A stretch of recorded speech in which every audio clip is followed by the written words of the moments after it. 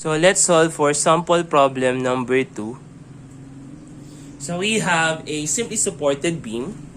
So meron tayong dalawang concentrated load na naka-apply sa beam natin having a value of 270 kN and 180 kN. So in this example, kunin muna natin yung mga reactions natin. So kunin natin yung reaction sa A, kunin natin yung reaction sa D. Moment sa D, makukuha yung reaction sa A. So yung reaction natin sa A, that is 180 kN. And also, moment sa A, makukuha yung sa D. So that is obviously 270 kN. So kapag nakuha mo na yung value ng mga reactions natin, dun na natin i-consider yung X natin. So magka-cut tayo dito sa beam natin at a certain distance X. So let's say yung origin natin is show point A. So yung origin natin sa A, cut tayo dyan at a certain values X. So yung pag-cut natin dyan, dapat covered niya yung entire segment natin. So in this example, so hanggang dito sa CD dapat. This is yung X natin. So magka-cut tayo dito sa beam natin para makuha natin yung moment equation. So cut tayo dyan. So consider natin is left section kasi nga nandun yung X natin para makabuo tayo ng general equation sa bending moment or sa bending equation ng beam natin. So let's solve. Cut tayo dyan. Since left yung co-consider, clockwise is positive. So in this example,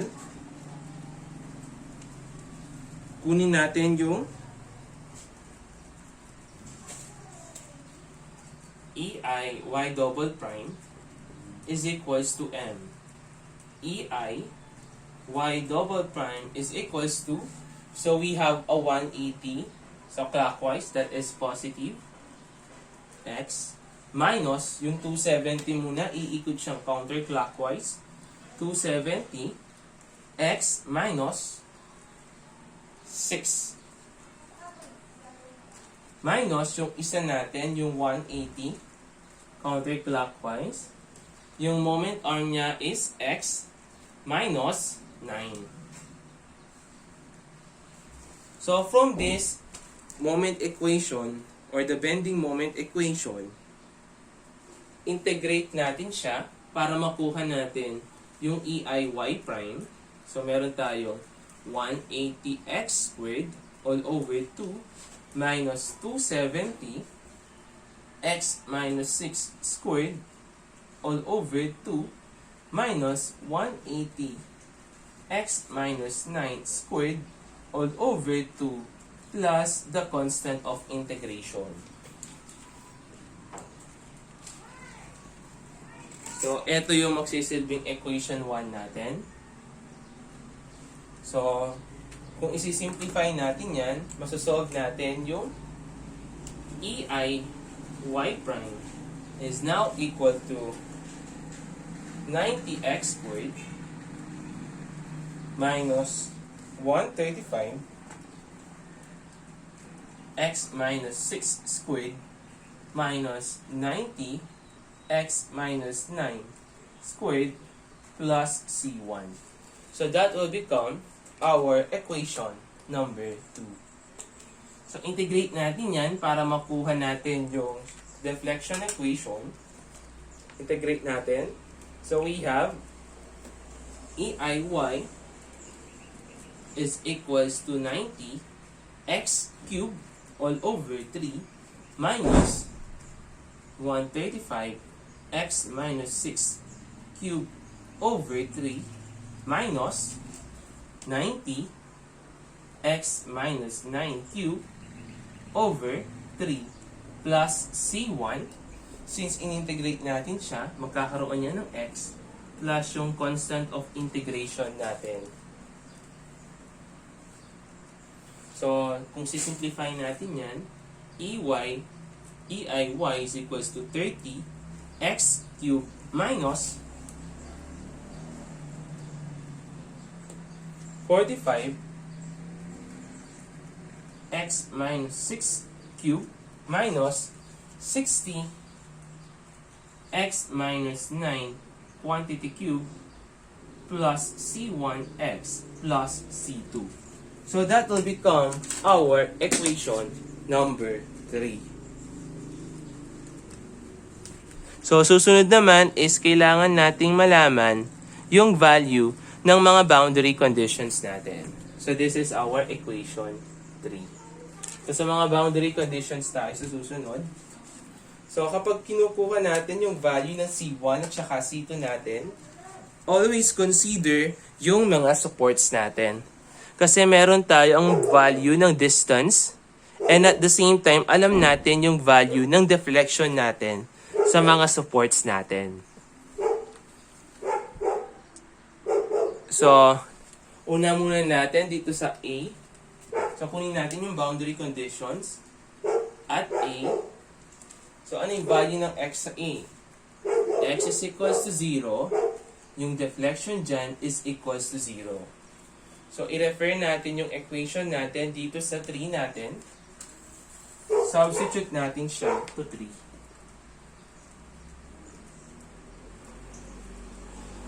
So, anong mangyayari? We will have EI multiplied by 0, 30, 0, cube minus 45, 0 minus 6 cube minus 60, 0 minus 9 cube plus C1 times 0 plus C2. Since negative yung value natin sa mga parentheses na to, so we have negative 6, eto din, negative, have negative 9, ine-neglect natin sila dito sa equation natin. So, neglect. Yung isa din, neglect natin siya. So, we have a value of C2 which is equal to 0. So, ano ibig sabihin ng C2? Yun yung deflection at origin. Since yung origin natin is at A, so, yung deflection natin dyan is equal to 0 kasi nga, nakasupport siya. Susunod naman, kunin naman natin yung value ng C1 naman. So, let's consider yung kabilang support at joint D. X is equals to 12. The value of Y is equals to 0. So, we have EI multiplied by 0.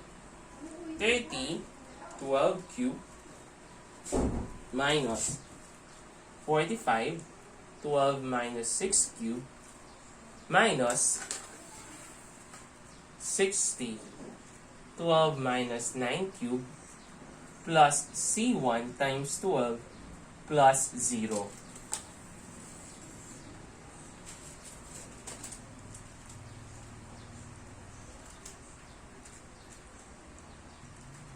So we have a value of C1 which is equal to negative 3442.5 all over EI. So, nakuha na natin yung value ng C1 natin at saka yung value ng C2 natin. Ngayon, makukuha na natin yung general equations natin. So, una is yung general equation natin sa y prime muna. So, yung goal natin pala dito is mahanap natin yung value ng maximum deflection. So, yung EIY prime natin, general equation. So, we have 90 x squared. So, eto yan.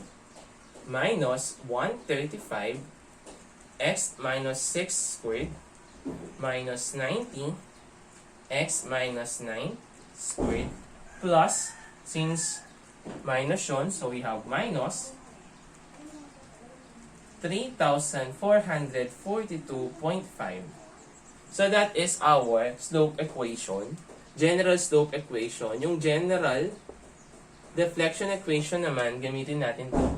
30 x cubed minus 45 x minus 6 cubed minus 60 x minus 9 cubed minus 3442.5 x plus 0. So, ito yung magsisilbing general equations natin sa slope at saka sa deflection. So, hanapin natin yung maximum deflection. So, kapag maximum deflection, always yung y prime natin is equals to 0. So, in this example, so y prime. So, y prime natin, so let's say, no, sabihin natin that is our etong general equation natin. Ito yung equation 4 natin. Yung susunod naman is yung equation 5. So, meron tayong y prime. So, substitute natin siya to 4. So, kapag sinubstitute natin siya sa 4, makukuha natin yung value ni x. So, we have 0. So, we have 90 x squared minus 135 x minus 6 squared minus 90 x minus 9 squared minus 3442.5. So, solve the value of your x is equals to 6.661. So, tingnan natin, no, yung value ng x natin is 6.661. So, kung isa-substitute natin yung value ni 6.661 dito sa x na to, mangyayari is 6.661 minus 6. So, merong natitirang positive, di ba? Positive 0.6661. Pero dito naman, kung isa-substitute natin yung value ni x, mangyayari is magiging negative. So, dito pala sa pagkuha ng location natin ng maximum deflection, kailangan pala natin tong i-neglect. So, ulitin natin. Kung ina-neglect natin yon, we have 0, 90, x squared, minus 135, x minus 6 squared. So, neglect natin. Minus 3442.5. So, the value of your x is equal to 6.81889 from A. So, check natin ulit. So, nalagay natin dito, positive siya. So, i-consider natin etong part na to. Pero in this example, ulitin ko lang, kapag nakuha mo yung value ni x, i-check mo siya sa mga parentheses. Baka hindi naman pala along this point makikita yung x natin. Kasi kung mapapansin ninyo, yung maximum deflection natin, it is located dito. So, dito sa part na to. Nandirito yung location of maximum deflection.